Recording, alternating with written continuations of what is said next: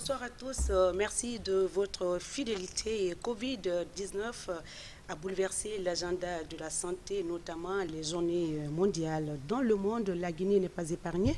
Malgré tout, nous essayons tant bien que mal, à travers votre tribune de santé, dites-moi tout, docteur de la télévision nationale, à célébrer en différé certaines, par exemple la journée mondiale des hépatites.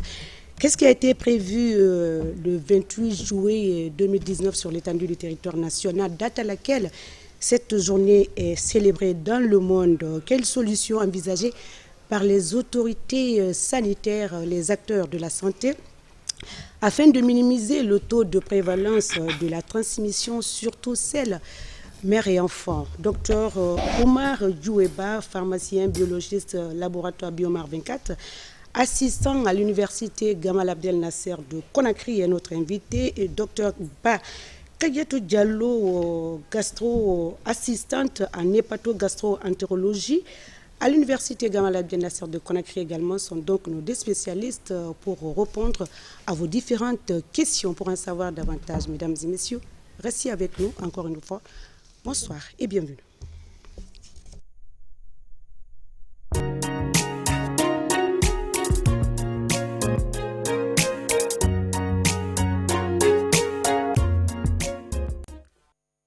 Sur le plateau de Dites-moi tout, docteur, 55 minutes pour parler de notre thème du jour, notamment la journée mondiale des hépatites en retro.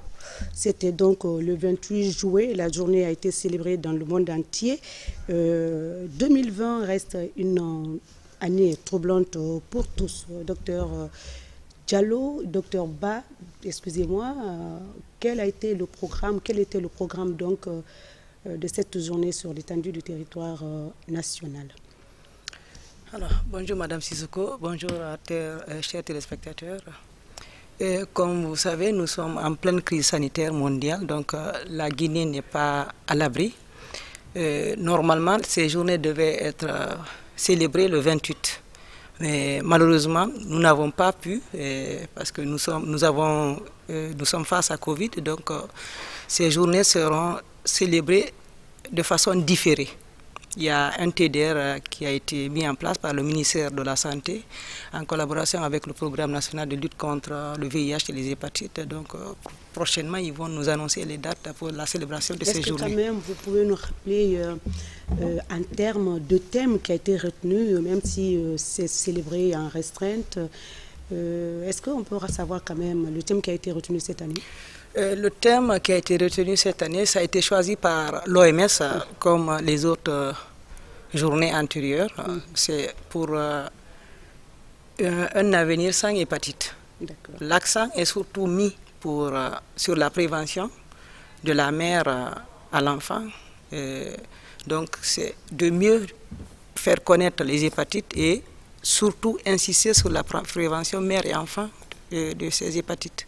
Donc un futur ou un avenir sans hépatite, c'est ça le slogan. Alors dans le TDR, est-ce que les activités prévues à Conakry sont mentionnées à Conakry et à l'intérieur évidemment? Je ne saurais répondre à cette question. Si on avait parmi nous un des responsables du programme ou du ministère, il pourrait nous en édifier. D'accord. Alors, avant de revenir sur le second invité, docteur Omar Djoué, docteur Ba, vous allez quand même nous rappeler c'est quoi une hépatite, quelles en sont les causes? Bon, c'est des petites questions qui vont se suivre, les symptômes, les personnes à risque et les facteurs de risque. C'est quand même trop, hein? Mais justement, c'est pourquoi je dis. Donc, alors, dites-nous, c'est quoi une hépatite? C'est quoi une hépatite? Une hépatite, ça veut dire une inflammation du foie.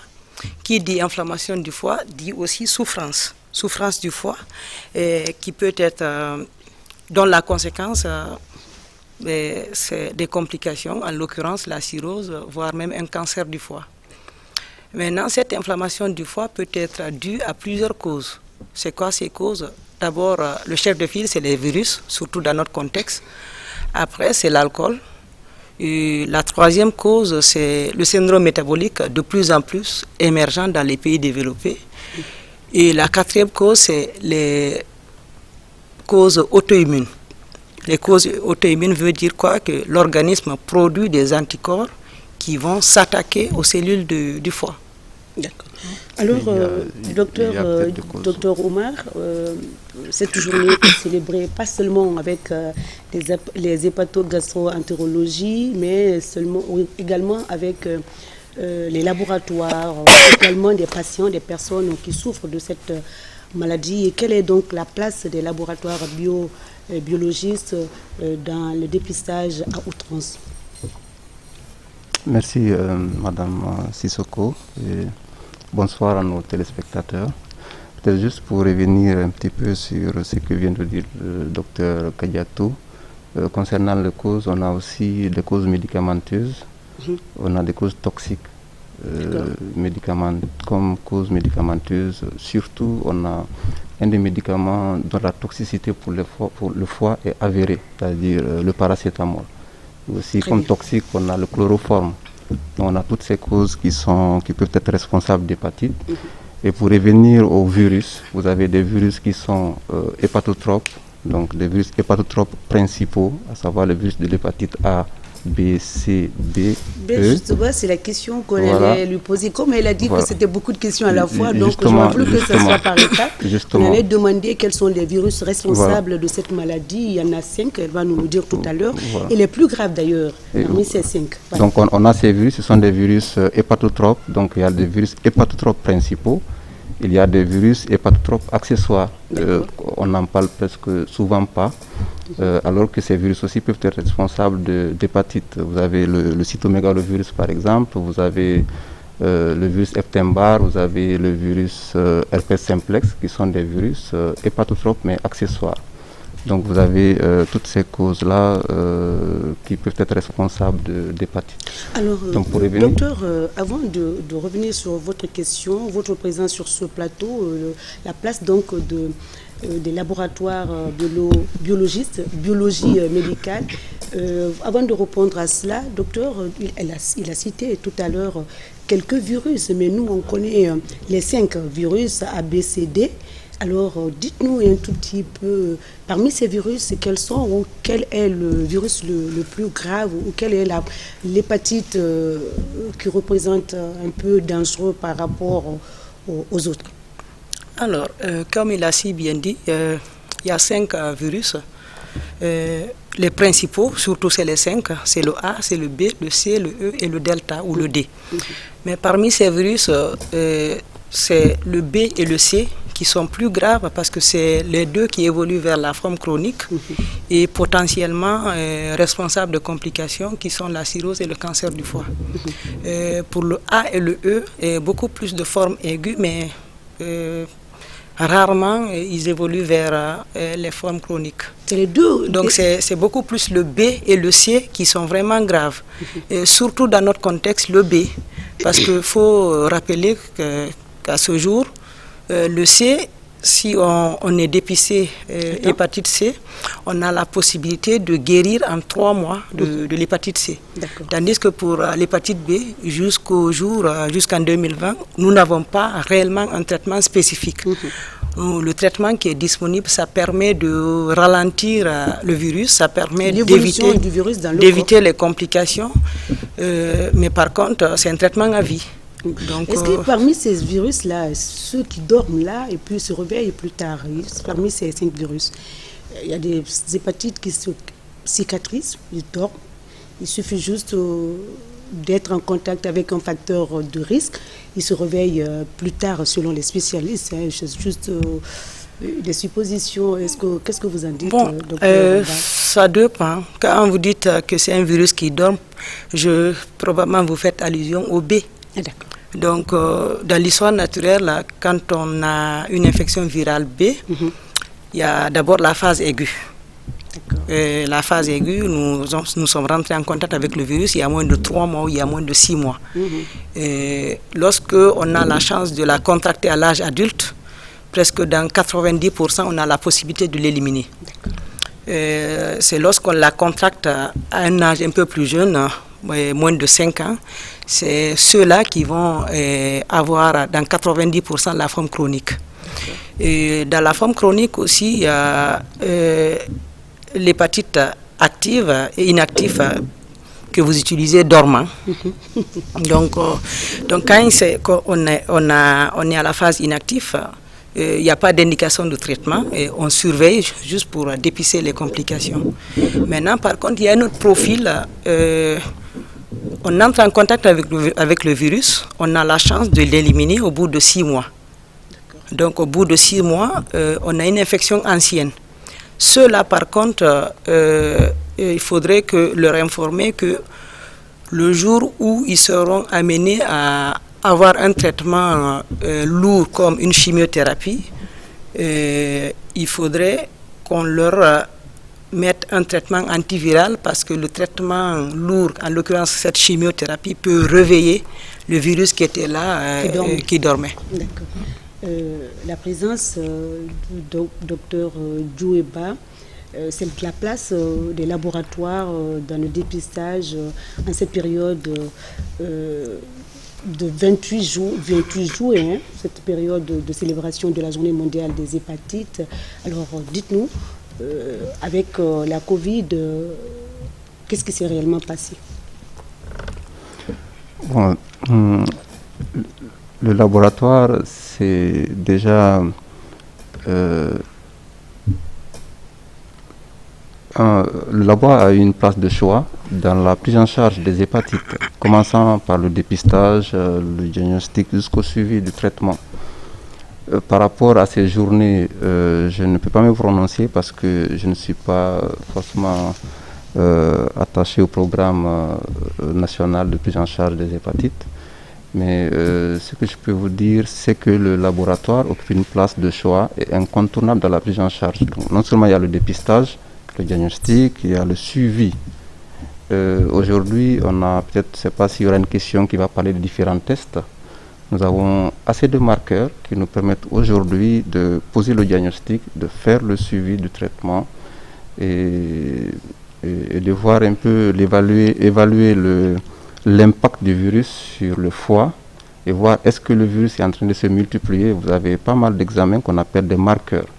Donc vous avez le marqueur infectieux, vous avez les marqueurs de réplication, vous avez les marqueurs de contact, vous avez les marqueurs d'immunité. Parce que comme elle a dit tout à l'heure, tous ceux qui contractent le virus n'évoluent pas vers la chronicité. Donc quand on est contaminé aujourd'hui, le plus souvent dans 6 mois, on peut guérir de façon spontanée, sans médicaments. Et après les 6 mois, on passe à la phase de chronicité.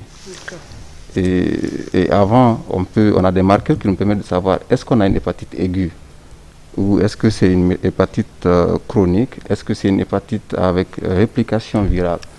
C'est vrai que tous ces éléments, il faut tenir compte d'un virus qui est un virus sauvage, un virus naturel. Et si le virus il a subi des modifications, ça peut changer un petit peu la donne, parce qu'il y a un des marqueurs de réplication qu'on appelle antigène HPE, qui pourrait ne pas être exprimé par le virus mutant. Donc dans ce cas, il faut passer à un autre marqueur de réplication qu'on appelle l'ADN viral. D'accord. Docteur, vous avez dit tout à l'heure que les laboratoires sont incontournables dans le dépistage, la prise en charge de la maladie. 2020, donc, comme je le disais, a été une année troublante pour tout le monde. Donc, il n'y a pas eu de dépistage à outrance, dont votre laboratoire n'est pas cette année associé à ce dépistage de masse. Alors, qu'est-ce que l'on peut retenir de cette maladie? Est-ce que le bilan, qu'est-ce que l'on peut retenir du bilan par rapport à la sensibilisation au dépistage de cette année? Comme je l'ai dit tout à l'heure, je ne peux pas me prononcer sur ce qui a été organisé ou ce qui est prévu pour cette année. Peut-être juste vous dire, l'année passée, par exemple, le laboratoire a été associé pour un dépistage de masse. C'était avec une ONG. Donc, des personnes étaient parties chez nous. On a procédé à un dépistage de masse. Mais cette année, pour le moment, on n'a pas été associé. Mais sinon, je le dis, je le répète, le labo, c'est vraiment la pièce maîtresse. c'est vraiment l'élément qu'il faut pour la prise en charge des hépatites. Les différents types de marqueurs donc, vous avez cité tout à l'heure, c'est seulement dans le dépistage au niveau des hépatites ou c'est avec les autres maladies? Des types d'analyse vous savez, le labo, c'est vraiment l'œil du clinicien. Tout à fait. On ne peut pas se baser forcément dans tous les cas sur le tableau clinique pour instaurer un traitement. Peut-être un traitement d'urgence, d'accord. Mais le traitement étiologique, il faut le laboratoire. C'est le labo qui peut vous dire, voilà, c'est telle maladie, voilà la cause. Et après, à vous de voir quelle conduite vous devez tenir. Quand je prends le cas de ces hépatites dont nous sommes en train de parler, vous avez l'antigène HBS par exemple. C'est vrai qu'il y a un algorithme aussi parce qu'il y a assez de tests et parmi ces tests-là, il y a aussi, il faut tenir compte des performances plutôt de ces tests pour conclure à une infection à hépatite B. Mais après, quand on a ce premier test d'antigène HBS positif, il y a d'autres tests qu'il faut faire, qu'il faut demander. C'est de façon séquentielle. On a tous ces marqueurs, mais c'est de façon séquentielle, on doit demander ces examens-là. D'accord. Docteur, cette maladie est encore appelée tueur silencieux. Quelles sont les personnes qui sont exposées à cette maladie? Est-ce que sans symptômes, on peut un jour se dire je vais à l'hôpital pour telle ou telle maladie? D'abord, quand on dit ça dépend de la phase où on est. La phase chronique, le plus souvent, les hépatites ne font aucun bruit, aucun symptôme, à moins qu'on soit au stade de complication. Donc c'est pour dire que si on n'insiste pas sur le dépistage, on peut passer à côté de plein d'hépatites. À titre illustratif, les chiffres, ça pose un problème de santé publique, parce que dans le monde, à peu près 352 millions, et parmi ces 352, seuls 10% connaissent qu'ils ont une hépatite B, et seuls 19% savent qu'ils ont une hépatite C. C'est pour dire que c'est alarmant. Et à la phase chronique, il n'y a pas de symptômes, donc si on n'insiste pas sur le laboratoire, on ne peut pas savoir qu'on a une hépatite. Maintenant, à la phase aiguë, ça ressemble à des pathologies quotidiennes, comme un semblant de palu, comme un semblant de grippe.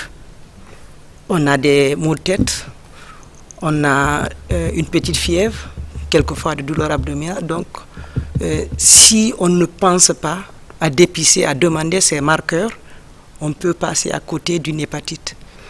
Et cette même hépatite, comme on a dit, si on a la chance de la contracter à l'âge adulte, on a la chance d'éliminer dans 90%. Mais si c'est un stade un peu plus précoce, dans 90%, on évolue vers la phase chronique. Et quand on dit que oui, au départ, l'hépatite aiguë, ça se complique, on a la chance de ne pas aller vers le stade chronique, oui. Mais presque même 1% aussi peuvent développer une forme sévère, qu'on appelle une hépatite aiguë sévère, qui peuvent quelquefois nécessiter un séjour en réanimation, voire un décès en défaut d'un plateau technique, en l'occurrence la transplantation hépatique. Ça ne se fait pas sur nous, on va en parler tout à l'heure, la prise en charge. Docteur, cette année est je peux le dire, une année de perdu. Qu'est-ce qu'il faut? Parce qu'il n'y a pas eu de sensibilisation, pas eu de dépistage de masse. Alors, qu'est-ce qu'il faut pour combler 2020 Alors, pour combler 2020, d'abord, quand vous dites qu'il n'y a pas eu de sensibilisation et de dépistage... De masse, oui, nous ne serons pas d'accord avec vous parce que de façon individuelle... Docteur, il n'y a pas eu de sensibilisation de masse ni de dépistage de masse, non. À cause de la pandémie. À cause de Covid, on est dans une situation exceptionnelle. Donc, situation exceptionnelle. Mais justement, comment est-ce qu'il faut pour combler ce vide-là? Il fallait s'organiser. On fait de la sensibilisation de mieux qu'on puisse le faire à travers l'Internet. On a fait sur nos différentes pages, par exemple, nous avons... Les différentes plateformes, voilà. Donc, en dehors de ça, comme je tiens à le rappeler, le ministère de la Santé, en collaboration avec le programme, va vont célébrer ces journées de façon différée. Donc probablement il y aurait des journées de dépistage, que ce soit sur Conakry ou bien à l'intérieur du pays. Donc certainement ça va venir. Okay. Donc pour le moment, ce qu'on peut dire ou rappeler aux uns et aux autres, c'est à côté de Covid, nous savons oui que Covid, nous avons la maladie à coronavirus qui pose un problème de santé publique en ce moment. Mais à côté, n'oublions pas qu'il y a des maladies qu'on a tendance à oublier. Parce que les hépatites, oui, elles sont graves parce qu'elles sont responsables de complications. Oui, elles tuent, oui, parce qu'il faut rappeler que dans le monde, presque on a 9000 décès par an liés à la maladie. Aux hépatites. C'est pour dire que c'est quand même important. Et quand nous regardons même les prévalences de chez nous, qui tournent aux alentours de 9 à 27%, c'est pour dire que sur 10 Guinéens, 9 ont probablement une hépatite. Alors, le problème aujourd'hui au niveau de votre service hépato-gastro-entérologie, c'est rompre avec la chaîne de transmission mère et enfant. Et qu'est-ce qu'il faut pour rompre cette chaîne? D'abord, pour rappel, nous n'avons pas de service. Oui, pour le moment. Nous sommes en hébergement, nous sommes en médecine interne. Donc, nous sommes organisés, on fait de notre mieux pour plus sensibiliser, puisque qui dit rompre cette chaîne, d'abord parle de l'implication des gynécologues, des obstétriciens et des pédiatres. Donc, sans cela, c'est un échec, c'est déjà voué à l'échec.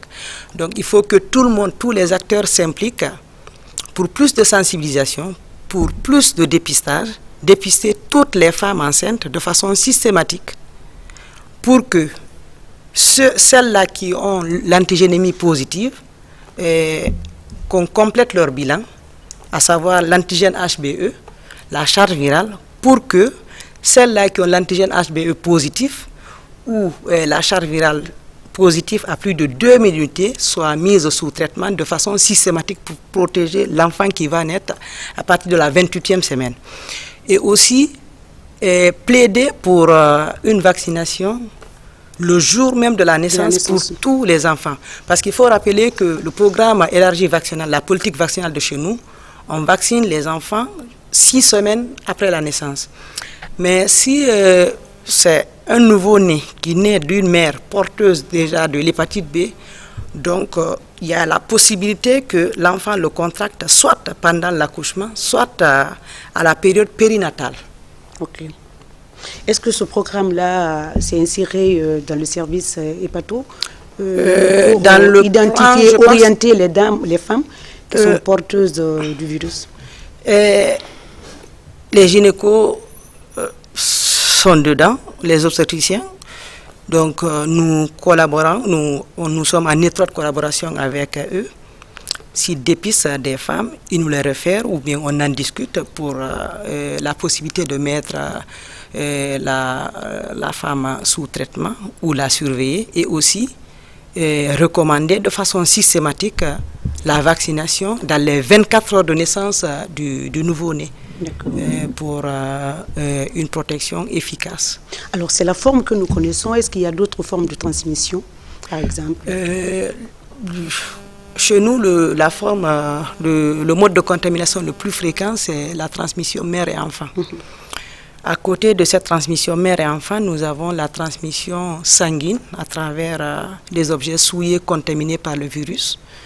Et aussi, nous avons la contamination par la voie sexuelle à travers le partage de rapports sexuels non protégés avec un partenaire contaminé.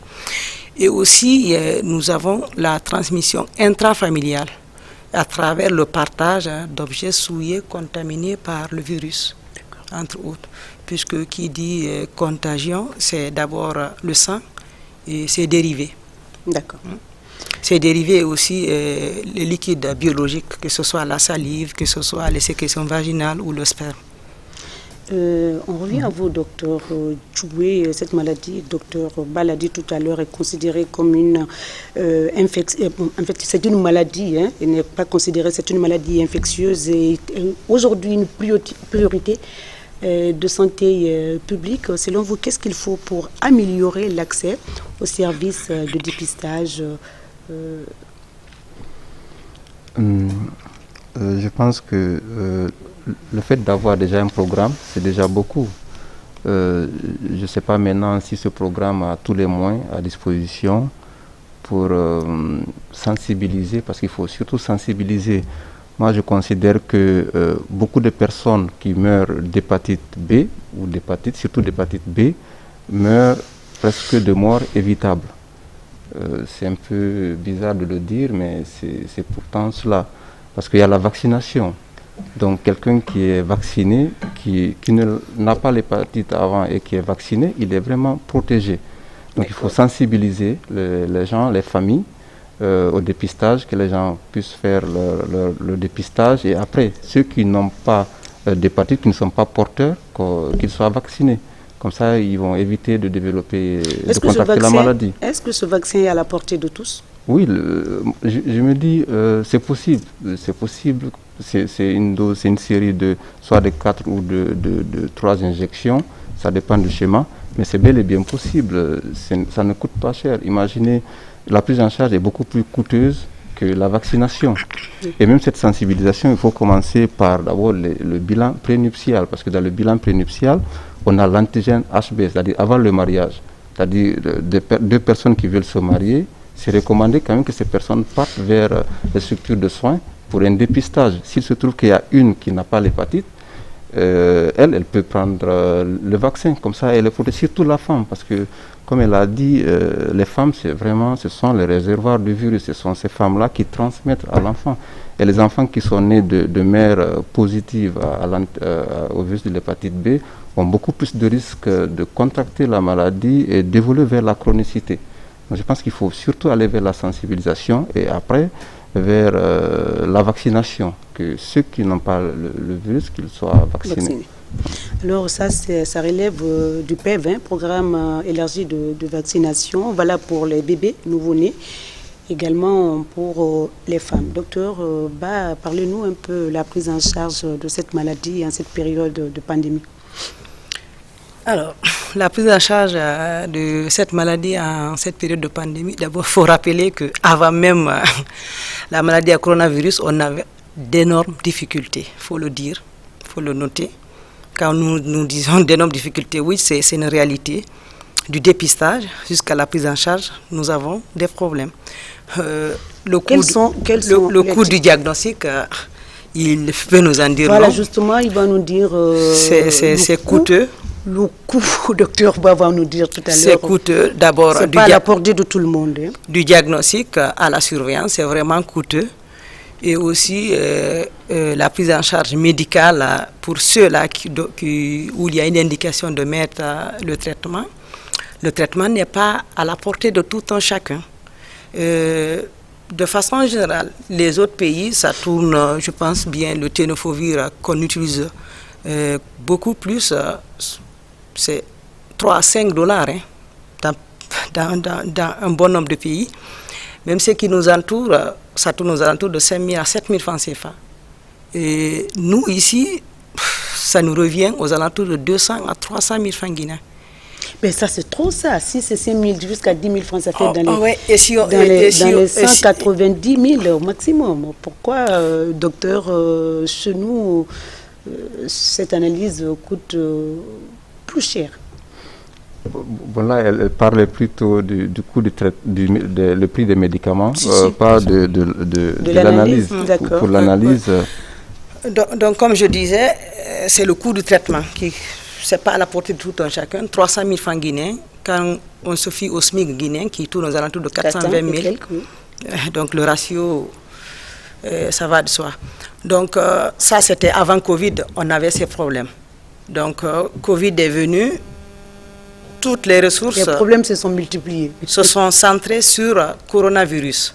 Nous avons tendance à oublier les autres malades. On s'est organisé de façon interne de convoquer les malades puisque même s'il n'y a pas d'indication à mettre un traitement, nous les surveillons. Il y a un suivi semestriel. On les revoit pour un petit bilan pour dépister les complications. Donc nous les rappelons par coup de téléphone, nous essayons d'échanger avec eux pour un interrogatoire, pour demander s'il y a des symptômes ou pas, afin de planifier les rendez-vous. S'il n'y a pas de symptômes, on utilise beaucoup plus l'application WhatsApp. On leur prescrit via cette application le bilan qu'ils doivent faire, de se rendre dans la structure sanitaire pour faire le bilan. Une fois qu'ils ont le bilan, ils nous renvoient le résultat avec le numéro de suivi du dossier par WhatsApp pour leur protéger de mieux, puisque toutes les structures, que ce soit les structures sanitaires ou bien toutes les places publiques, on n'est pas à l'abri du coronavirus. Donc du coup, c'est de leur éviter le maximum de sorties pour plus les protéger. Parce qu'il faut rappeler que oui, la maladie à coronavirus, elle est grave, oui, mais beaucoup plus grave pour des personnes à risque. C'est quoi ces personnes à risque? C'est lorsqu'on est âgé de plus de 65 ans, c'est lorsqu'on a un diabète, par exemple, mal équilibré, c'est lorsqu'on a une hypertension non contrôlée, c'est aussi lorsqu'on a une maladie du foie grave. Donc, c'est ceux-là qui sont qui peuvent évoluer vers la forme sévère de coronavirus, nécessitant quelquefois un séjour en réanimation, voire carrément fatal. D'accord.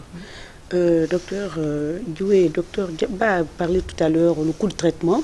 Alors, parlez-nous un tout petit peu les analyses dans le labo Biomar 24, ça se passe comment? C'est à la portée du moyen? Vous savez, ce que nous souhaitons aujourd'hui est qu'il y ait une couverture médicale universelle, parce que ce qu'on doit savoir, la santé n'a pas de prix, mais elle a un coût. Et ce coût, un individu, difficilement, il pourra payer, surtout chez nous, où elle a parlé du SMIC. Donc c'est un peu difficile de faire face à une prise en charge liée à ces pathologies-là. Il n'y a pas que l'hépatite, vous avez d'autres pathologies dont la prise en charge est beaucoup plus difficile, onéreuse. Le plus important aussi, c'est d'avoir des tests disponibles. Parce qu'aujourd'hui, on avait des examens, nos patients étaient obligés de prendre un avion, d'aller à l'extérieur, soit par voie routière ou voie aérienne, d'aller à l'extérieur pour faire ces examens-là. Aujourd'hui, je pense que, si je ne me trompe pas, on n'a pas besoin de quitter aujourd'hui la Guinée pour une prise en charge liée à l'hépatite B, sauf s'il y a une transplantation. Mais tous les examens biologiques, on peut les faire au laboratoire Biomar 24. Donc c'est déjà un acquis. Après, pour ce qui est de la prise en charge, on essaye aussi. Et récemment, on a introduit une technique qui est liée à un des tests, parce que comme je vous l'ai dit tout à l'heure dans l'introduction, vous avez des tests, mais il y a des performances. Quand on prend un test de dépistage, par exemple, qui utilise un TDR sur la base de l'immunochromatographie, ce test-là, il est différent d'un test où on va quantifier l'antigène HBS. Aujourd'hui, au laboratoire Biomar 24, on a commencé à quantifier l'antigène HBS. Elle peut vous dire même l'utilité de cet antigène quantifié dans le traitement, dans le monitoring du traitement des patients qui sont surtout sous interférons. Donc, nos patients aujourd'hui n'ont pas besoin de voyager. Et pour la charge virale et pour les autres marqueurs, il y a autres marqueurs qu'on appelle actitest fibrotest aussi.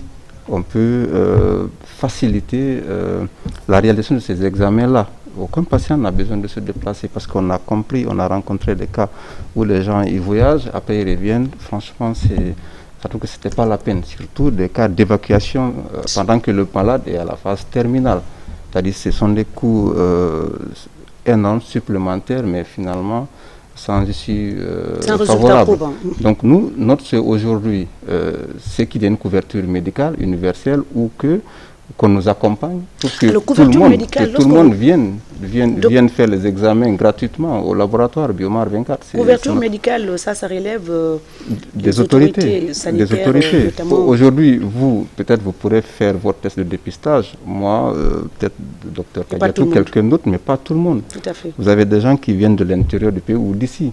Et je me dis que même si on disait aujourd'hui c'est gratuit au laboratoire, je vous assure qu'il y aura des gens qui n'auraient pas les frais de transport. Dans ce cas, docteur Bio, vous avez besoin de subventions de l'État. Oui, on a besoin. Pour vous permettre de faire des dépistages oui, c'est l'objectif de création du laboratoire, que ce soit pour les hépatites ou pour d'autres pathologies. Nous avons besoin, aujourd'hui, à partir du moment où on a pu mettre en place tout le système, tout l'arsenal diagnostique qu'il faut, on a juste besoin d'un coup de pouce de l'État pour que les Guinéens puissent bénéficier. Il y en a qui bénéficient déjà, mais il y en a qui ne bénéficient pas. Il y en a qui sont en train de mourir alors qu'ils pouvaient vivre. Voilà. Alors, on ne doit pas mourir de cette maladie. Docteur Ba, pas tous, oui. Docteur Ba, vous avez parlé tout à l'heure d'échanges par WhatsApp parce que le service est limité à cause de la pandémie. Des cas graves sont aussi en ambulation. Ils sont ambulatoires aussi. Comment ça se passe? Ils ne sont pas alités? Quand on dit que nous communiquons avec eux, nous faisons des téléconsultations avec nos patients, c'est supposé, c'est les patients non graves, qui sont des hépatites non compliquées. Tous les malades qui ont des hépatites compliquées, que ce soit de cirrhose, décompensée ou voire même de cancer, nous les gérons en hospitalisation avec toutes les mesures barrières mises en place pour éviter la propagation de coronavirus. Donc du coup, cette plateforme de WhatsApp, ce n'est pas pour les malades graves, mais plutôt pour les hépatites non graves qui ont un suivi semestriel. Comme je disais, nous les voyons. Pour ceux-là qui n'ont pas, où il n'y a pas d'indication de mettre un traitement, ils bénéficient d'un suivi. Le suivi, c'est quoi? Chaque 3 mois, nous les revoyons pour faire un petit bilan hépatique. Et chaque 6 mois, nous faisons un gros bilan, un bilan hépatique complet. Et aussi, nous leur faisons une échographie pour dépister les complications, en l'occurrence la cirrhose et le cancer du foie. Donc, c'est ceux-là que... Alors, justement, lorsque c'est arrivé au niveau de... Vous l'avez dit tout à l'heure, au cas grave cirrhose du foie, quelle alternative pour sauver ces personnes? Qui dit cirrhose ou cancer du foie dit carrément perspective de transplantation hépatique qui n'est pas à notre portée. Nous recevons des malades au stade de cancer, le plus souvent à un stade tardif. Stade tardif où presque on est désarmé complètement. Nous ne faisons que du palliatif. Palliatif, genre même plutôt même du symptomatique. Parce que toutes les techniques disponibles d'ailleurs ne sont pas disponibles chez nous. Si les malades d'ailleurs bénéficient d'une chimiothérapie ou bien d'un traitement radiologique qui peuvent retarder le processus ou carrément améliorer la qualité de vie, nous n'en disposons pas de ces moyens. Plutôt, ceux qui viennent au stade de cirrhose sans cancer, nous arrivons à compenser certains, oui. Les compenser, ça dépend de la complication qu'on a en face à nous. Si par exemple c'est une cirrhose qui est compliquée d'acide, nous disposons de moyens pour assécher cet acide et améliorer la qualité de vie du patient. Allez, donc c'est la deuxième partie. J'espère que le numéro est affiché au bas de l'écran, le 620 58 90 73, pour vous permettre, vous qui nous suivez, de poser des questions via ce numéro à nos différents invités, docteur Dieu et docteur Ba, avant que le téléphone ne sonne. Qu'est-ce qu'il faut pour prévenir l'hépatite? Les moyens de prévention, qu'est-ce qu'il faut éviter? Alors, les moyens de prévention, la sensibilisation doit être axée sur quoi? Ça dépend du type d'hépatite. Pour l'hépatite A, d'abord, le vaccin il est disponible. Pour les personnes à risque, quelqu'un par exemple qui a une hépatite B qui n'a jamais été en contact avec l'hépatite A, il faudra lui proposer la vaccination contre le A. Le A et le E, ils ne sont pas aussi graves que ça. Comme on a dit, ils se limitent à la phase aiguë, donc ça passe inaperçu, rarement à la phase chronique. Ceux qui sont vraiment graves, c'est l'hépatite B et C, potentiellement graves et responsables de complications. Donc c'est ceux-là surtout qu'il faut prévenir. Le C, au jour d'aujourd'hui, la prévention c'est quoi? C'est le dépistage. Une fois qu'on a l'hépatite C, on a la possibilité de se traiter en 3 mois, on est guéri de son hépatite C. Par contre, le B, il n'y a pas de traitement spécifique, oui, mais par contre, on peut le prévenir. Prévenir par quoi? Par la par la vaccination. Il faut se dépister. Une fois qu'on est séronégatif, il faut proposer la vaccination. On se vaccine, on prend sa première dose, espacée de 4 ou 8 semaines, deuxième, troisième dose. On a une bonne immunité, minimum 20 ans. Quelquefois, il y a certains qui recommandent de renouveler, ou quelquefois même, on a une immunité à vie. Donc c'est pour dire qu'on peut prévenir l'hépatite B, qui est mortelle, par une simple vaccination. Docteur Ba, avant de vous revenir, on va prendre cet appel. Allô? Allô, oui, bonsoir monsieur. Oui, votre nom, d'où vous nous appelez? Je suis à Dixine. Éloignez-vous un peu de ce bruit là autour de vous. Ah oui. Bon, en fait, madame, j'ai une question là pour vous. Oui. Bon, sur l'hépatite. D'accord. Bon, j'en ai su que l'hépatite, c'est une maladie qui est très compliquée et c'est une maladie mortelle. D'accord. Bon, surtout B. Bon, j'aimerais connaître la manifestation de l'hépatite B. Bon, ça a été dit, mais elle va revenir dessus. Elle pense que c'est une maladie mortelle si ce n'est pas soigné. Hein? C'est vrai, docteur Doué. Si ce n'est pas soigné, on peut en mourir de l'hépatite. Oui. Et, voilà. Donc, il a demandé les symptômes de la maladie et les causes de la maladie. Ça a été dit, il faut juste revenir rapidement dessus. D'accord. L'hépatite aiguë se manifeste, comme je disais, par des symptômes d'une grippe, des symptômes d'un palu. C'est quoi? On peut avoir mal à la tête, on peut avoir un écoulement nasal, on peut avoir une fièvre, on peut avoir quelquefois un jaunissement des téguments, oui, qu'on appelle ictère. On peut avoir de douleurs abdominales. À la phase aiguë, en gros, c'est ce qu'on peut avoir. Maintenant, la phase compliquée, qu'on appelle hépatite aiguë grave, on peut même avoir des troubles de la conscience, qu'on appelle encéphalopathie hépatique, qui est la forme grave d'hépatite qui nécessite un séjour en réa. Maintenant, à la phase chronique, pratiquement, il n'y a pas de symptômes. Aucun symptôme. Ça évolue à bas bruit jusqu'au stade de complication. C'est quand c'est compliqué, il y a beaucoup de symptômes, ça fait parler elles font parler d'elles, ça se manifeste quoi? Ces symptômes, entre autres, à la phase compliquée. Il y a du liquide dans le ventre qu'on appelle acide, il y a un jaunissement des yeux, c'est l'ictère, il y a une masse, une boule que localisée au côté droit qu'on appelle hépatomégalie qui peut traduire un cancer du foie. Quelquefois même, ça peut se manifester par un saignement. Un saignement, haut ou bien bas, le malade il vomit du sang ou bien il y a du sang. Entre autres, c'est ça. Mais sinon, à la phase vraiment chronique, aucun symptôme. D'accord. Allô? Maintenant, les causes, comme il disait, les causes, il y en a beaucoup. On va prendre cet autre appel. Allô? Oui, bonsoir monsieur. D'où vous nous appelez? Nous vous écoutons, monsieur. Votre nom? Moi, c'est M. Pascal Camara. Nous vous écoutons, monsieur Camara. Voilà, je vous tiens avec attention. Merci. C'est une émission qui est vraiment très importante. Merci beaucoup. Voilà, mon problème, c'est quoi? Un malade qui est dépisté. Est-ce qu'il peut faire 30 ans sans développer la maladie? C'est la question? Oui. Alors, il peut rester 30 ans sans développer la maladie. Ok, ça dépend du moment où il a contracté. Avant 5 ans, dans l'histoire naturelle, au bout de, on développe les complications que 15 à 20 ans, voire 25 ans. C'est à ce moment-là qu'on rentre dans la phase chronique, voire complications. Maintenant, à l'âge adulte, quand nous la contractons à l'âge adulte, au bout de 6 mois, dans 90%, on arrive à éliminer.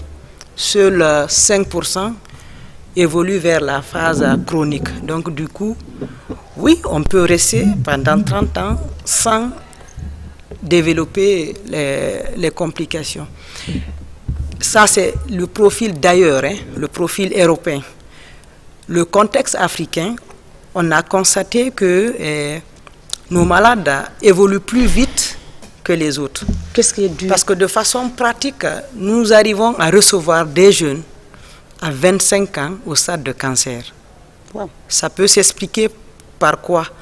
En plus de l'étiologie de la cause virale B, il y a aussi la consommation des céréales. Les céréales, certaines céréales mal conservées. Il peut y avoir un dépôt d'une toxine qu'on appelle l'aflatoxine, qui peut être elle seule responsable de cancer du foie. Donc, possible que ce soit ce facteur surajouté à l'hépatite B qui peut faire évoluer. Aussi, à côté de ces virus, on avait dit qu'il y a la cause toxique, les médicaments. Oui. Nous utilisons beaucoup de médicaments traditionnels et aussi de paracétamol. Simple mot de tête, je le prends. Comme il avait dit, à forte dose, elles sont pourvoyeuses aussi d'hépatite. Donc il y a beaucoup de facteurs, c'est multifactoriel. Donc normalement 30 ans oui, mais le profil africain il est un peu différent. On évolue plus vite que les autres. D'accord. Docteur Doué, cette année il n'y a pas eu de dépistage. Quel message donc vous pouvez faire passer rapidement avant un autre appel pour sensibiliser, parce que vous avez dit tout à l'heure, les laboratoires sont incontournables de la prise en charge de cette pathologie. Bon, peut-être comme on n'a pas célébré encore, on ne sait pas ce que les autorités prévoient, peut-être qu'il y aura un dépistage de masse, sinon quand même, tous les jours il y a des dépistages de façon individuelle, les gens viennent à l'hôpital faire le test. Mais peut-être ce que je pourrais aussi rajouter, c'est surtout pour les malades qu'ils essaient de rencontrer des personnes compétentes, des personnes qui sont spécialistes en la matière. Parce que ce ne sont pas toutes les personnes qui ont l'antigène HBs positif qu'on doit traiter. Donc il faut bien, il faut d'abord confirmer si le test, je vous ai parlé de performance diagnostique. Donc un test rapide qui est positif ne fait pas dire forcément... Ça, c'est au niveau des analyses? Oui, au niveau des analyses, justement, parce que c'est important. Vous avez des gens, déjà, dès que le premier test est positif, ils sont soumis à des traitements, ce qui n'est pas recommandé. Okay. Ou, je ne sais pas, qu'est-ce qu'ils entendent, soit que le foie est foutu, le foie est gâté. Nous, on reçoit des personnes en pleurs, souvent, on leur a dit que le foie est gâté. Je pense qu'il faut aller vers les spécialistes. C'est surtout le point, le message clé qu'on doit... à lancer, que les gens puissent aller vers les spécialistes et que les spécialistes gèrent cette maladie-là, parce qu'elle est quand même gérable. D'accord. Alors c'est fini, hein? On n'a plus le temps. Allô? Oui, rapidement, on n'a plus le temps. Oui, votre nom? Alors on ne pourra plus prendre cet appel, on est pris par le temps. Dernier message, docteur Doué, rapidement, on va clôturer.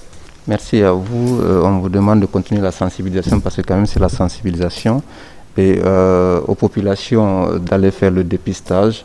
Le vaccin, il ne coûte pas, qu'il y ait même un dépistage familial. Ceux qui ont les moyens, qu'ils essayent de faire un dépistage des membres de leur famille, et puis qu'ils procèdent à la vaccination. Et au personnel de santé, s'il y a un cas qui est positif, qu'on essaie de référer ce cas-là vers les spécialistes pour une meilleure prise en charge.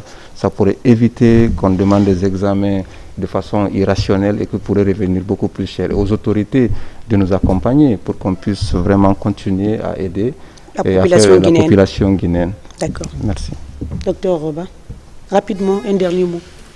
Un dernier mot, donc un plaidoyer surtout aux autorités pour rompre la chaîne, parce que... Et avoir un plateau technique, hein? Un plateau technique performant pour la transplantation, parce qu'on n'en a pas parlé.